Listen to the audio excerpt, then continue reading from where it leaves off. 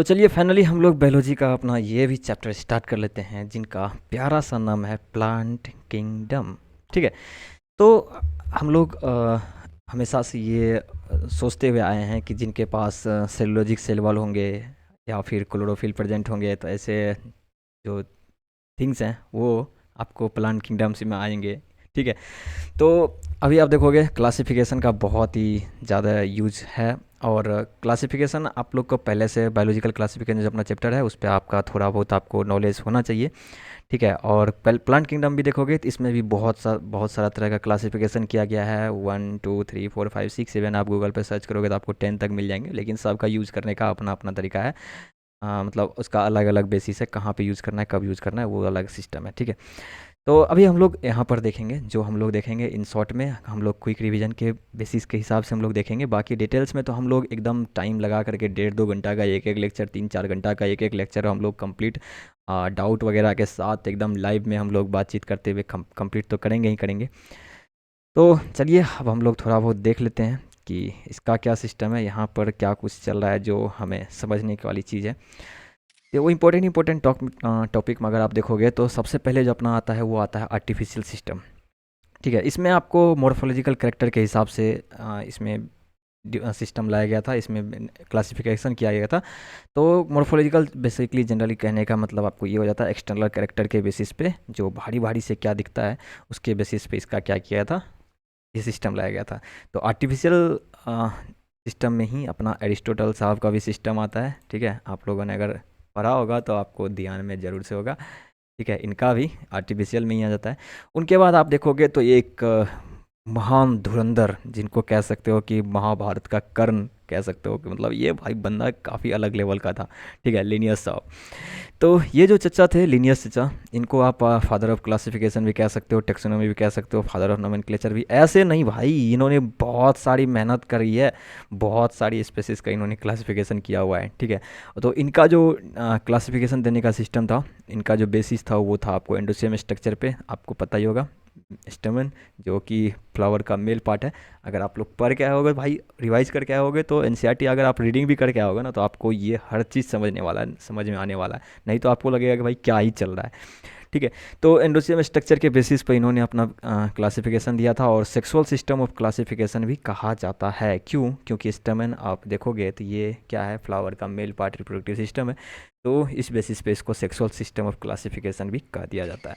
उसके बाद इसका आप ड्रॉबैक देखोगे तो ये इन्होंने क्या किया कि क्लोजली रिलेटेड स्पेसिस को भी इन्होंने सेपरेट कर दिया, और जो जिसका कि दूर दूर तक एक दूसरे से कोई लेना देना नहीं है उनको भी इन्होंने एक साथ रख दिया। ठीक है। और दूसरा ड्रॉबैक जो इन्होंने दिया वो था इक्वल इम्पोर्टेंस। ये वेजिटेटिव कैरेक्टर और रिप्रोडक्टिव कैरेक्टर जो अपना सिस्टम है, दोनों को इक्वल इम्पोर्टेंस दे दिया कि भाई दोनों सेम ही होते हैं। जबकि वेजिटेटिव कैरेक्टर जो होते हैं वो इन्वायरमेंट के कारण तुरंत ही चेंज हो जाते हैं, वो तुरंत ही इफेक्ट हो जाते हैं। ठीक है। लेकिन रिप्रोडक्टिव को चेंज होने में बहुत समय, काफ़ी समय लग जाता है। तो इन्होंने इक्वल इंपॉर्टेंस दे दिया, तो इनका ड्रॉबैक भी था रह गया। उसके बाद हम लोग बात करें तो नेचुरल तो हो गया अपना। अब बात करें तो नेचुरल में, नेचुरल सिस्टम का अब हम लोग बात करते हैं, सॉरी आर्टिफिशियल तो अपना हो गया, अब बात करते हैं नेचुरल सिस्टम का, मायापोलॉजी। ठीक है। तो यहाँ पर जो है क्लोजनेस के बेसिस पर नेचुरल एफिनिटीज़ कि कौन कितना किसके क्लोज है, तो फीचर्स में कौन कितना किसके क्लोज है, तो उसके बेसिस पे हम लोग नेचुरली हम लोग यहाँ पे क्लासीफाई करते हैं। जैसे आप एक्सटर्नल कैरेक्टर देख लो उसका, या फिर इंटरनल कैरेक्टर देख लो क्या कुछ है उसका, सेल का स्ट्रक्चर देख लो एनाटोमिकली, मतलब इंटरनल स्ट्रक्चर उसका उनका आप देख लो। ठीक है। या फिर उसका इकोलॉजिकल एडेप्टेशन देख लो, या फिर एम्ब्रायोलॉजी, स्टडी ऑफ एम्ब्रायो जो हम लोग अभी तक डिस्कस करते हैं कैसे क्या है, फाइटोकेमिस्ट्री, प्लांट का केमिस्ट्री के बेसिस पे देख लो। तो इस हिसाब से हम लोग जो इसका क्लासिफिकेशन करते हैं तो वो आ जाता है अपना नेचुरल सिस्टम में। तो इसका बेंथामेन हुकर, जब ये हम लोग पहली बार किसी प्लांट का किंगडम को, प्लांट का जब भी हम लोग क्लासिफिकेशन करते हैं सबसे पहले उनको हम लोग बेंथामेन हुकर साहब के हिसाब से भी हम लोग उसको मैच करते हैं कि मैच कर रहा है कि नहीं उनके हिसाब से। तो फिर उसके आगे चल करके हम लोग देखते हैं कि ये किस किंगडम में ये जाने वाला है, कहाँ फिर इसका क्लासिफिकेशन, कहाँ इसका सबसे बढ़िया इसका बैठ रहा है सिस्टम। ठीक है। तो इस हिसाब से हम लोग क्या करते हैं, क्लासीफाई करते हैं। ठीक है। उसके बाद आप देखोगे तो इसमें एक चीज़ की कमी रह गई थी, वो क्या थी? वो है अपना यहाँ पे फाइलोजेनेटिक सिस्टम पे इवोल्यूशनरी रिलेशनशिप। तो कौन किसका कॉमन एंसेस्टर रहा होगा, कौन कहाँ से बनते हुए कौन इवोल्यूशन हो करके कौन क्या बना। जैसे कि हम लोग में एक चलते आती है कि हम लोग ह्यूमन सब का जो कॉमन एंसेस्टर था ना, वो बंदर था। एक्चुअली में बंदर है नहीं। ऐसा कोई प्राइमेट्स रहा होगा जिनका कि एक के पास टेल टेल होगा, दूसरे के पास टेल नहीं होगा, ऐसे करके डिवाइड हुआ होगा, फिर एक हम लोग इधर आए। अगर हम लोग का क्लोजली अगर रिलेटेड मिलाने का कोशिश भी करें तो चिंपैंजी से मिलता होगा। ठीक है, बंदर, एप्स, ये सब अलग है। ठीक है, तो ये सब चीज़ें जो है हम लोग पढ़ जाते हैं किसमें, फाइलोजेनेटिक में, जहाँ पे हम लोग की इवोल्यूशनरी उसका रिलेशनशिप का बात करते हैं, तो उसके लिए हम लोग वर्ड यूज़ करते हैं फाइलोजेनी। ठीक है, कंप्लीट डिटेल्स में हम लोग पढ़ने वाले हैं अभी। बस ये वीडियो शॉर्ट में होने वाला है क्योंकि हम लोग यहाँ पर अभी ये बस क्लियर करने हैं, ये चैप्टर स्टार्ट हो चुका है। तो कॉपी पेन लेकर के आपको रेडी हो जाना है और क्वेश्चंस का प्रैक्टिस तो भर के करना है। ठीक है, यहाँ पे है organism belonging to same group must have common ancestor. जो ऑर्गेनिज्म जो है सेम ग्रुप से बिलोंग कर रहा है, सेम टेक्सा से बिलोंग कर रहा है, तो उसका कॉमन एंसेस्टर तो होना ही होना चाहिए। ये बात भाई बिल्कुल सही है। तो अगर सेम ग्रुप से बिलोंग कर रहा है तो उसका कोई ना कोई कॉमन एंसेस्टर तो रहा ही होगा, जैसे हम लोग का अभी बात कर रहे थे।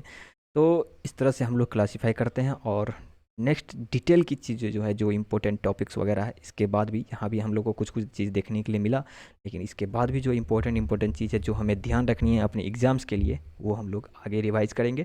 यहाँ पर बेसिकली हम लोग कॉन्सेप्ट का रिवाइज़ करेंगे, बाद बाकी जो अपना मेन काम है वो है क्वेश्चंस प्रैक्टिस। आप मानो या फिर ना मानो, क्वेश्चंस प्रैक्टिस ही आपको बहुत जगह काम आने वाली है।